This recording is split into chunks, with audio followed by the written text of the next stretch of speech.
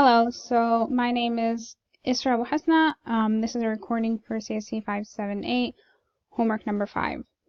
We're basically modifying the code from an NDL book, the network, called Network 2, and we're basically adding some parameters to the neural network so we can use different cost functions, also different activation functions, and adding regularization and dropout.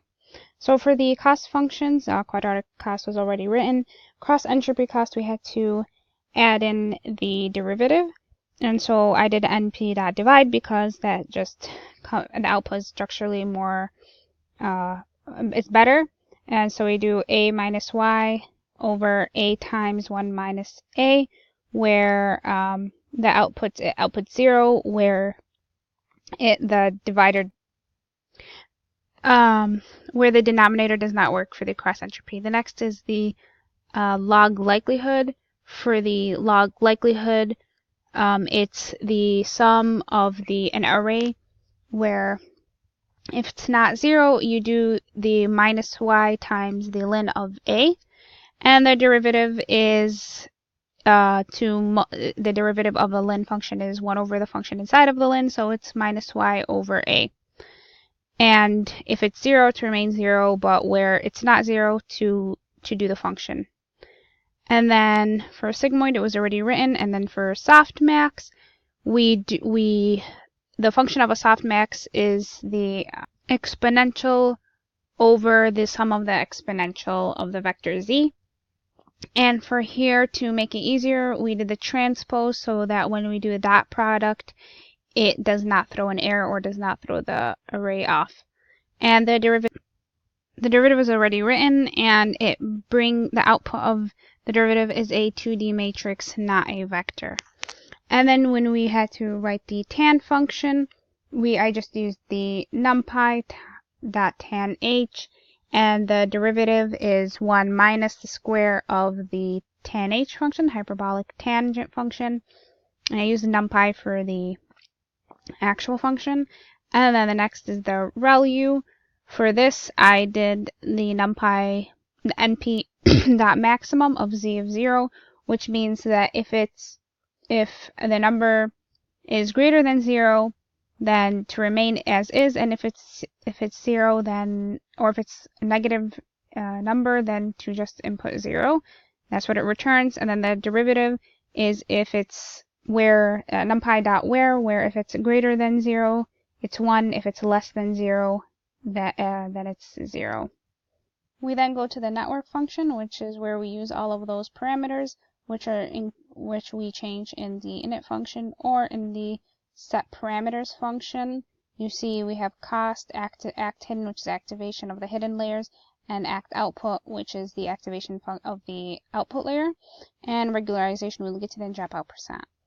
So what I changed here was if the activation output is tangent, then we have to change the cost function to quadratic cost, or else it will not work. And if it's none, then the activation output is equal to the hidden, and if we do have an activation output, then it is as is. And then I also changed the feed forward. We had to update the feed forward to accommodate for the activation output function. So for this, since it's a for loop of the bias and weight for each layer, we only need the hidden layers. So the for loop goes up until the second last layer, and then once it hits the outer layer, it exits out of the for loop. And then I created a variable for the last bias and the last weight for them to equate the last value of the bias and weights respectively. And then I do an activation of I do self.act output for those values, and we return A. And then we don't change anything for the SGD. And then for the update mini batch, we had to update the regularization to accommodate for L1 or L2. So if it's L1, I did the derivative of the cost function with the regularization, which is the learning rate times lambda over n times np.sign, which is a sign function in NumPy, which states that if if it's greater than 0, then it's 1. If it's less than 0, then it's -1, because that is the derivative of an absolute value of W. And then minus the learning rate over n, the length of the mini batch.